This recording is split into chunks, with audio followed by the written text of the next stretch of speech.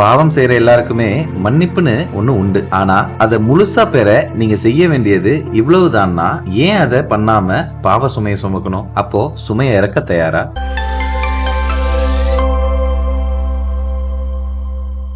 மனிதன் பாவம் செய்வது இயல்புதான் என்பது எல்லாருக்குமே தெரியும். ஆனா எந்த பாவத்தையும் அறிந்து செய்யறதில்ல. தெரியாம செஞ்சுட்டா அதுக்கு கண்டிப்பாக மன்னிப்பு உண்டு. அதே பாவம்னு தெரிஞ்சும் செஞ்சுட்டேன் அத மன்னிப்பாருன்னு கேட்டீங்கன்னா, மனமு வந்து மன்னிப்பு கேட்டா கண்டிப்பா மன்னிப்பாரு. ஆனா அதே விஷயத்த திரும்ப திரும்ப செஞ்சுட்டு இருந்தா அப்போ நீங்க தான் சொல்லணும் என்ன செய்யணும்னு. கடவுள் நியாய தீர்ப்பு நாள் அன்று நம்மிடம் கேட்கும் கேள்விக்கு பதில் உங்ககிட்ட இருக்கா? சிந்திங்க.